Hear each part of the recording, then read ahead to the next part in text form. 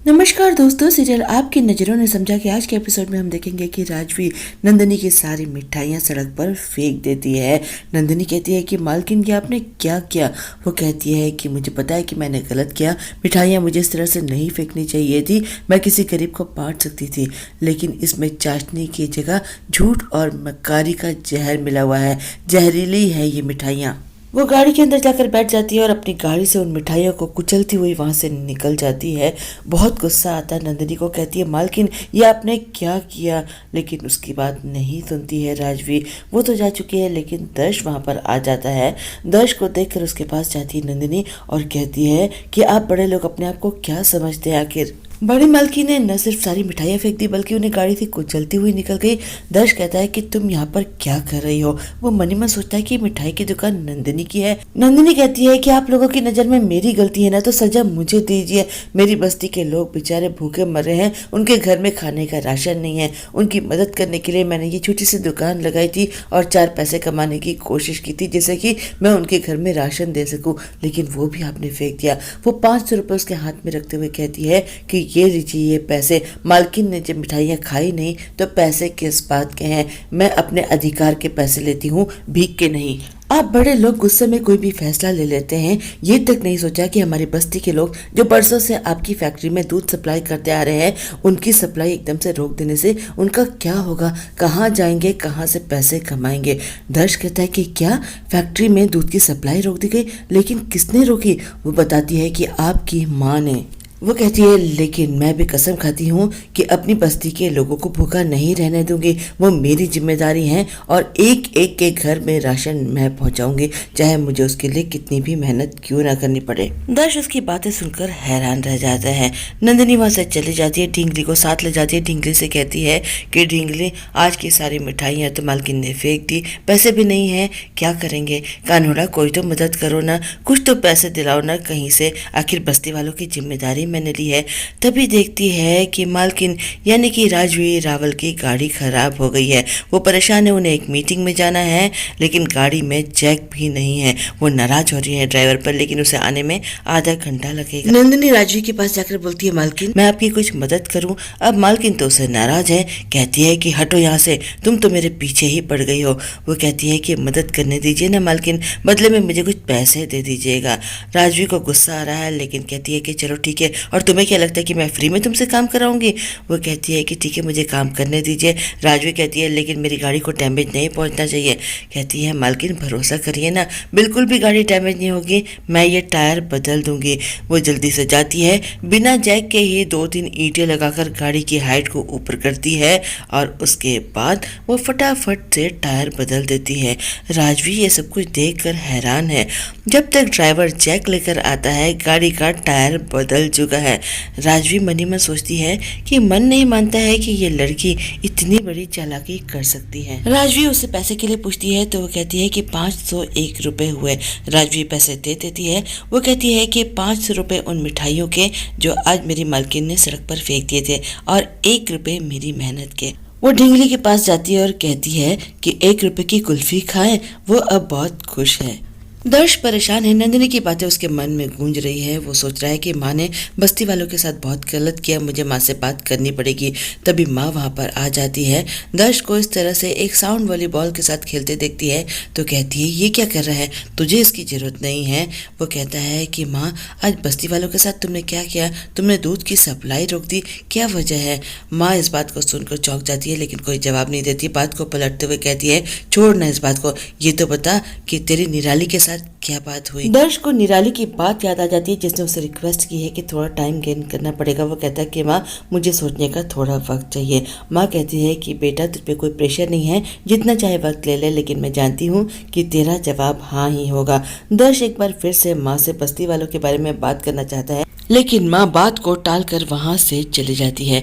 तभी छोटा भाई शोभित वहाँ पर आता है और कहता है कि आज एक अजीब सी बात हुई, सुबह से माँ ने मुझे डांटा नहीं है।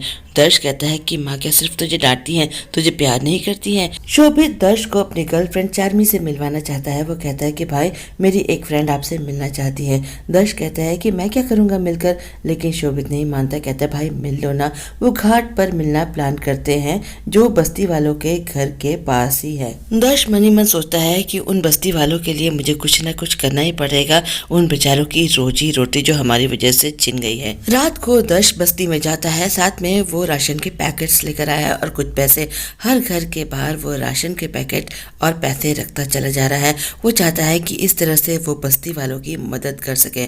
इधर हम देखेंगे कि नंदिनी भी ऐसा ही कर रही है।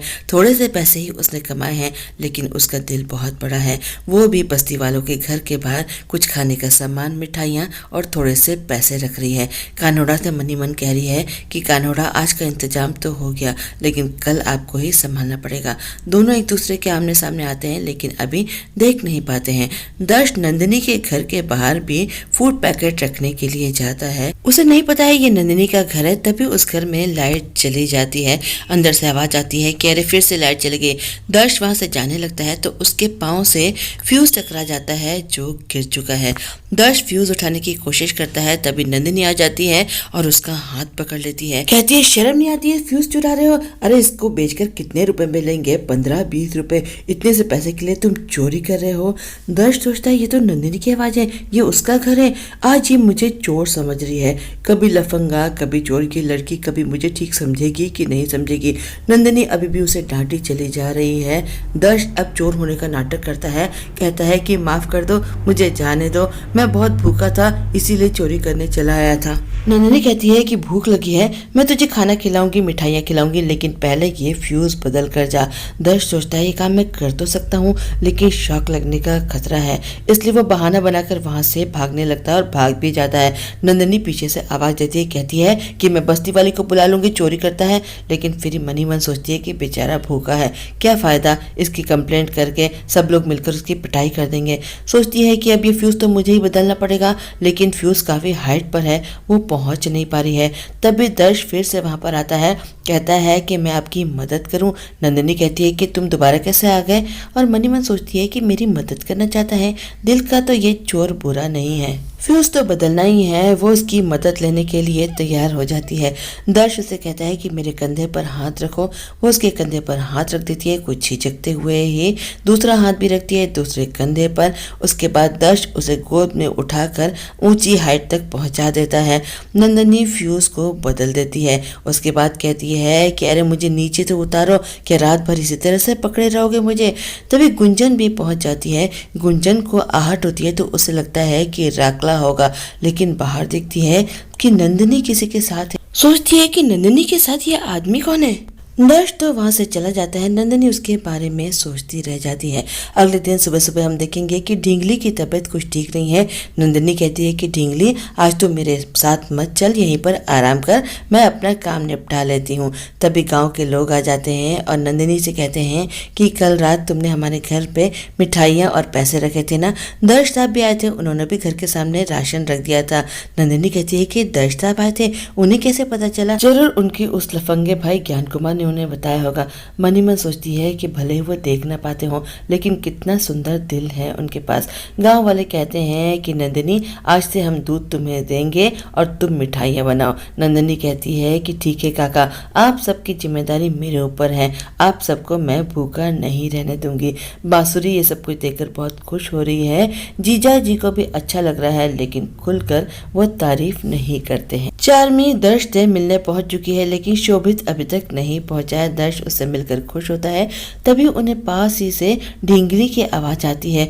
दर्श कहता है ये किसी गाय की आवाज लग रही है, ऐसा लगता है कि वो किसी परेशानी में है। चार्मी कहती है कि वैसे तो मैं इंसानों की डॉक्टर हूँ, लेकिन इतना तो मैं भी समझ सकती हूँ कि कोई किसी परेशानी में है, चलिए चलकर देखते हैं। वो लोग ढूंढते ढूंढते नंदिनी के घर तक पहुंच जाते हैं। देखते हैं कि ढींगली परेशान है, बीमार है। कहते हैं कि घर के लोग कहाँ चले गए, हमें इसे डॉक्टर के पास लेकर जाना चाहिए। वो दोनों ढींगली को लेके वहाँ से चले जाते हैं। इधर वनलता काकी ये सब कुछ देख लेती है और सोचती है कि दर्श आप मेरे घर में आए हैं, चलो अच्छा है इस ढींगली को ले जाए। मुझे तो लगता था कि इससे कमाई होगी, लेकिन ये तो हम पर बोझ ही बनी हुई है। और इसी के बहाने वो नंदिनी उस बड़े घर तक भी पहुंच सकती है। वो बड़ी खुश होती है मन ही मन।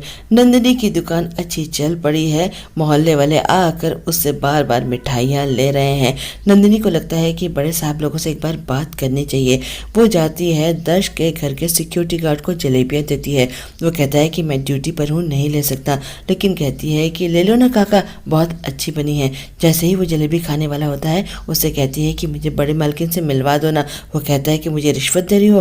कहती नहीं नहीं काका, रिश्वत नहीं दे रही, अब जलेबी खाओ, अच्छी लगे तो दोबारा ले लेना, मैं सामने ही बैठी हूँ। राजवी की गाड़ी वहां से गुजरती है। वो उसे देखकर गाड़ी के शीशे चढ़ा लेती है। नंदिनी के पास वनलता का फोन आता है। उसे पता चलता है कि उसकी ढींगली को कोई ले गया है। वो परेशान हो जाती है। बस आज का एपिसोड यहाँ पर खत्म हो जाता है। कल हम देखेंगे कि नंदिनी दर्श के पास झगड़ा करने पहुंच गई है और कहती है कि मैंने क्या बिगाड़ा है तुम्हारा, अरे मैं शांति से तुम्हारे घर के सामने मिठाई की दुकान चला रही हूँ और तुम मेरी ढींगली को चुरा कर ले गए, उसके साथ ऐसा किया। बस आज इतना ही, कल फिर मिलते हैं। मैं चलती हूँ। आप मेरे चैनल को लाइक करें, शेयर करें, सब्सक्राइब करें। बाय।